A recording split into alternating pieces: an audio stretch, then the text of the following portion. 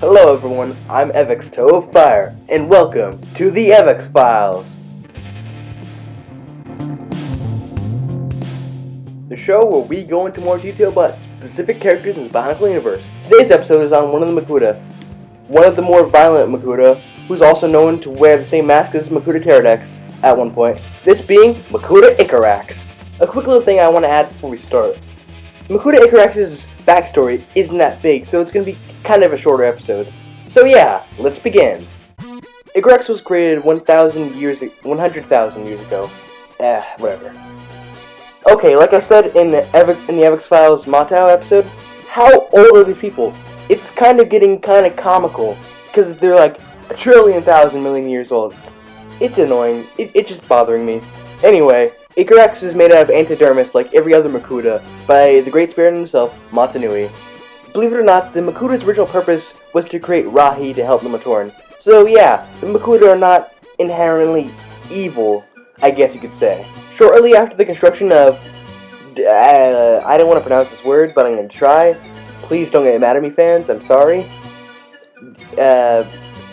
Australia? I don't know. That's a place, whatever. And Mizrax, the original leader of the Brotherhood of Makuta, told Icarax, Mutran, and Mutran's assistant, Pardak, one of the Baraki. But another little quick side note, the Baraki weren't all mutated by the pit at this point, so they're all normal, as normal as you can get if you're a Makuta. Well, they aren't even a Makuta, they're just people, or I don't know. The group heads to Axaya, where they force the Voltrix to lower their prices on the goods that they're selling, and after many days of bargaining, Makuta Icarax loses his temper and destroys a bunch of buildings and stuff like that.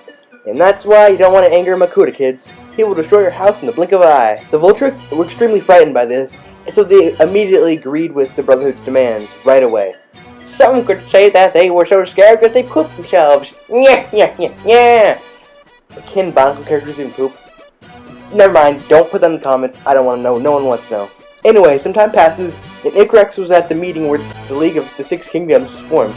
I bet Mutran wasn't happy with his servant or assistant getting a kingdom instead of him. You know, sometimes you win, sometimes you lose. After that, Icarax was assigned to watch over the island of Karzani during the Metronui Civil War. And when Pterodax revealed his plans to the Brotherhood, Icarax didn't really agree with it.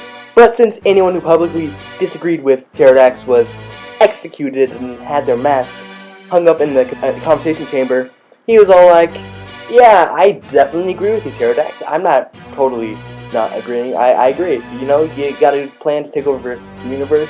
Can I please help? Much more time passes, and like the other Makuta, Icarax evolves to a point where they no longer need physical bodies, and they're just purely made up of antidermis with mechanical armor on top, kind of like an Oreo. Like the cookie part of the Oreo is the armor, and then the stuff in the middle of the Oreo. You know, what a good analogy. Am I right? Alright. Anyway.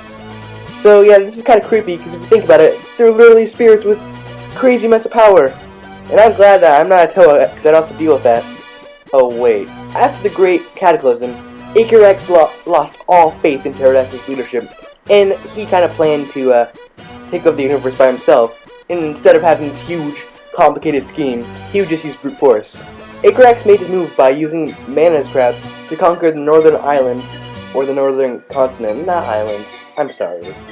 When Pterodax found out about this, he immediately went to Icarax, and the two fought for a bit. At the end of it, Icarax was allowed to live due to Pterodax admiring his warlike personality. When Pterodax was on Voyanui, he ordered Icarax to get the Krukan, or Mask of Shadows, from the Silver Sea. And for all those who don't know, the Krukan is the Mask of Shadows, aka G1 of Pterodax's mask. So when you picture Pterodax, 9 times out of 10, that mask that he's wearing, and whatever you're imagining, is that mask, and only in G1. G2, he has mask control, but we're not talking about G2 yet. Anyway, back to the story. Icarax puts the mask on, and promises he'll hand it over back to Pterodax when he calls for it. Pterodax also orders Icarax to pick up the staff of Artaka, which is located in Axaya. Pterodax, would you like fries with that? While leaving Axaya, Icarax encounters Onua, Toe of Earth, who is no match for Icarax, who swiftly defeats him and travels to Karzani with the Toa Nuva on his tail. They land, and Icarax and everyone starts fighting, but Icarax, being the powerhouse he is, quickly defeats everyone except Gali. Gali uses a Nuva Blast, destroying all of Karzani in the process, and, well, lucky for Icarax, he survives that, and all the Toa survive that too. He hands the staff back to Pterodax, who is in Maranui, and then, after his little errand, he investigates a weapon order that was in place quite a while ago, and then he discovers 2 Order of Maranui members, Botar and Tranuma. Icarax once again wrecks those scrubs, and disperses Botar's magnetism powers, and severely injures Tranuma. Icarax goes back to Metronui, where he attacks Takanuva with a Shadow Leash, which was originally meant for Akmu, who is a traitor and a scrub. Don't ask. He's a complete scrub. Icarax finally goes back to the Brotherhood of Makuta's base, and he claims Pterax's throne for himself. When Pterax calls everyone to come help him in Cardnui, Icarax refuses, and Antaraz tells him otherwise, but of course he's all like, I ain't going, because I'm Icarax. Yeah, man. Later, a Shadow Matoran arrives with a message for Icarax, but he ignores it and captures the Shadow Matoran. And then later sets it free with a message to Antaraz saying, if I'm gonna come to Cardinui, you can't control my actions, bruh. Antaraz reluctantly agrees, and Icarax arrives just as the Toa Nuva destroy a Shadow Leech hive. Icarax and 5 other Makuta go head to an Alpha-Matoran village where they're planning to attack it, but once they arrive, they discover that the Toa Nuva have already evacuated everyone in the village, and they were all currently going to go find the 3rd keystone to the Codex. Luckily, the Makuta caught up with the Toa, and a fight broke out. And during the fight, the Toa Ignica, quick side note before we talk about the Toa Ignica, all it is just a mask being honored by Matoro's sacrifice, and deciding to create a body for itself so that it can defend itself instead of having guardians do it. So, moving right along, the Toa Icarax, what? FXY. The Toa Ignica de-evolves Icarax into a biomechanical state, causing him to endure lots of pain due to his armor being set into a gas-type mode. He and all the other Makuta retreat back to the Swamp of Secrets. While there, Icarax is being guarded by the Toa Ignica, and he mocks the Codex by saying that there's a doomsday countdown happening.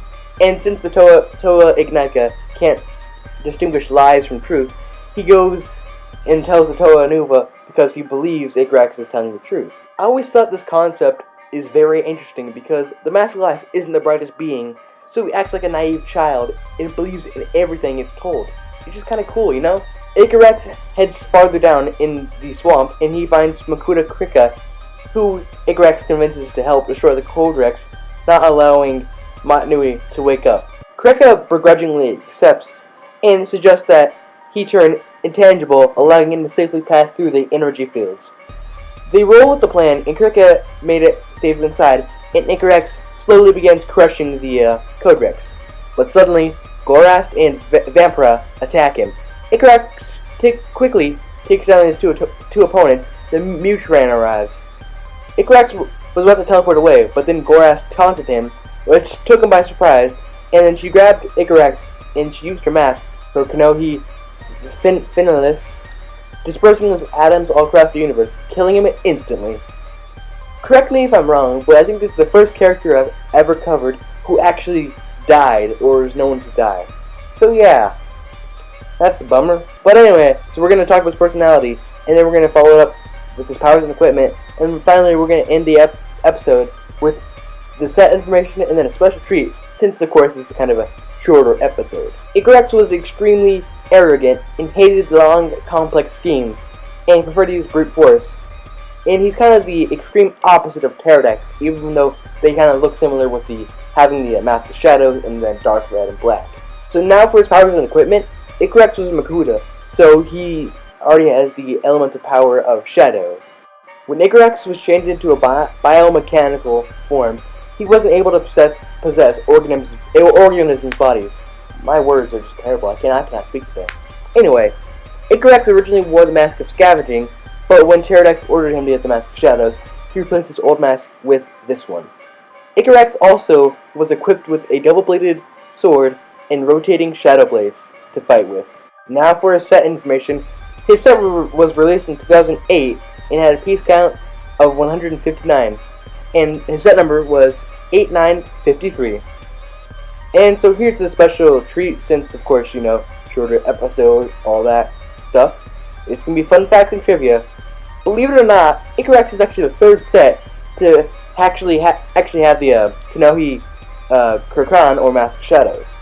Also on Icarax's packaging, it depicts him with a lighter shade of red than he actually really is, because he's actually kind of more Metro red, even though it depicts him as kind of Mata red. Alrighty folks, this is the 4th episode of the Aveex Files.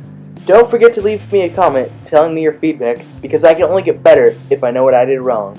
All information in this video came from the Bionicle Wiki and Lego Bionicle books, and most of the pictures and most of the characters in this video are Lego's property. Like this if I did good, and this Aveex to a fire, and I'm out. Peace. Tune in next time to find out who's next, because I don't know. Because I don't believe Titan told me, and if he did, I don't think I wrote down it anywhere. So, yeah. Sans, get me spaghetti!